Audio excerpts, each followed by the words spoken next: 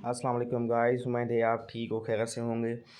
Restaurant से मैं हूँ सगला बचाउजन और आज जो MES मिलिट्री इंजीनियरिंग सर्विसेज का असिस्टेंट का पेपर हुआ है 24 मार्च 2022 में, उसी को सॉल्व करने जा रहा हूँ। ये मेरा मोबाइल नंबर है, किसी को भी ये PDF चाहिए तो वो मुझे मैसेज कर दे।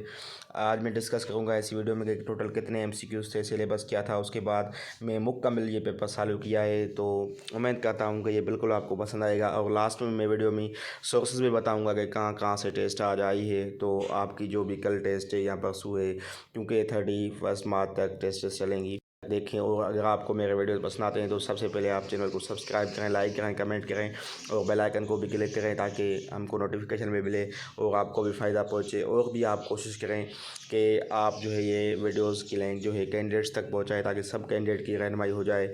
अगर आप किसी और की हेल्प करते हैं तो अल्लाह अलमाइटी आपकी हेल्प करता है। ठीक है, तो चलते हैं वीडियो की तरफ बिना देर के टाइम वेस्ट किए।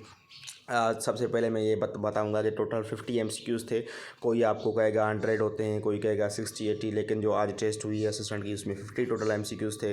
और सिलेबस क्या था टेस्ट में, कहाँ कहाँ से आए थे, कितने MCQs, टोटल 50 में से 10 MCQs पाकिस्तान स्टडी के थे, 10 आपके इस्लामिक स्टडी के, 10 इंग्लिश के और जो 10 MCQs थे वो जनरल के, 10 IQ के। जो आपकी स्लिप होगी ना, स्लिप में भी लिखा हुआ है कि पाकिस्तान स्टडी आएगी, इस्लामिक स्टडी, इंग्लिश, जनरल, लेकिन एक पोर्शन वो नहीं लिखा हुआ है। वहाँ पे लिखा हुआ है सब्जेक्ट वाइज, सब्जेक्ट रिलेवेंट या जॉब रिलेवेंट आएंगे, लेकिन उसमें जो जॉब रिलेवेंट का पोर्शन है उसमें IQ आ रहा है।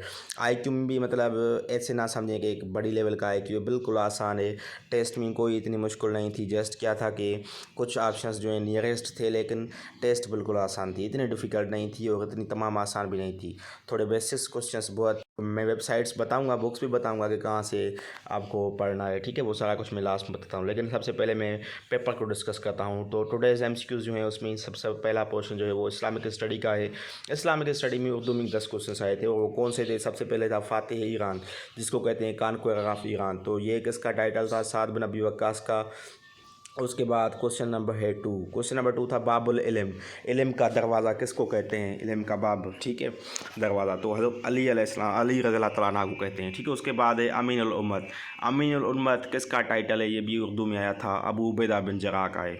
उसके बाद बैटल ऑफ उहद के हवाले से सवाल आया था कि AD किस में हुई थी? वैसे हिजरी तो सबको पता होता है 3 हिजरी, तो ये AD पूछ रहे थे तो 625 है। उसके बाद आया था इवेंट ऑफ मेराज, ये बनी इसराइल में डिस्कस किया गया है। उसके बाद आया था आयत से सूरह हज, सूरह हज में कितनी आयत से? ये बार बार रिपीट होने वाला MCQ से, आप पास पेपर्स में देखें आपको मिल जाएगा, 78 है। उसके बाद क्वेश्चन आया था मदनी पीरियड ऑफ कुरान, कुरान शरीफ का जो मदनी पीरियड है वो कितना था? तो 10 साल था। उसके बाद है वाजबात, ये गलती हो गई है टाइपिंग की कि वाजबात लिख लिया है मैंने, लेकिन ये वाजबात हैं। तो टोटल जो नमाज के वाजबात हैं प्रेयर के वो 14 हैं। ये बिल्कुल इंपॉर्टेंट MCQs है और आ सकता है अगले आने वाले एग्जाम्स में, आपको याद करना होगा। उसके बाद आया था लैंड ऑफ प्रॉफिट्स, नबियों की सरजमीन किसको कहते हैं? अम्बियाओं की सरजमीन किसको कहते हैं? तो वो कहते हैं फ़लस्तीन को। ठीक है, उसके बाद क्वेश्चन आया था बिफोर इस्लाम पीपल वर्शिप्ड, इस्लाम से पहले जो बंदे थे वो किसकी पूजा करते थे? तो आइडल्स की, बुत परस्ती करते थे। उसके बाद क्वेश्चन नंबर 2 पे आते हैं, क्योंकि ये 10 क्वेश्चन इस्लामियात के थे, 10 ही मैंने शेयर कर दिए हैं, इसके अलावा और कोई कुछ नहीं था इस्लामियात में। तो बिना देर के हम चलते हैं पोर्शन नंबर 2 पे, वो है पाकिस्तान स्टडी। पोर्शन नंबर जो 2 था पाकिस्तान स्टडी, उसमें भी बिल्कुल 10 MCQs थे, वो इंग्लिश में ही थे। उसमें एक क्वेश्चन था कि 8th अमेंडमेंट कब आई? तो 1985 में आई। उसके बाद क्वेश्चन था फर्स्ट फीमेल गवर्नर, तो फर्स्ट फीमेल जो पाकिस्तान की गवर्नर थी वो राना लियाकत अली थी। उसके बाद क्वेश्चन आया था कि वोटर की एज क्या होती है 1973 के कॉन्स्टिट्यूशन के मुताबिक? तो 18 ईयर होती है, क्योंकि जो भी 18 ईयर के बंदे होते हैं वो वोट दे सकते हैं। उसके बाद मंगला डैम कहाँ पे? ये AJK में वाक़या है, जेला में। उसके बाद इंडस ट्रेटी जो रिवर हुई थी, इंडस ट्रेटी हुई थी, उसमें कौन सी रिवर्स हैं जो इंडिया को दी गई थी? तो ये है सतलज, ब्यास, रावी। ये मेरे नोट्स में भी अवेलेबल है, आपने देखा होगा। तकरीबन क्वेश्चन सारे के सारे जो है ना मेरे नोट्स में अवेलेबल हैं। जिसी ने भी वो मेरे नोट्स देखे होंगे तो उसको बिल्कुल पता होगा। उसके बाद क्वेश्चन आया था बादशाही मास्क, ये 2 बार आया था बादशाही मास्क का क्वेश्चन कि कब बनी? तो 1673 में बनी थी। उसके बाद आया था इंडस जो है वो डेल्टा बनाती है कहाँ पे? ठट्टे के करीब जो है वो डेल्टा बनाती है। उसके बाद क्वेश्चन नंबर था 18 लेंथ ऑफ इंडस। देखें ना आपने इंडस की 2090 भी पढ़ी होगी, ठीक है, 900 पढ़ी होगी।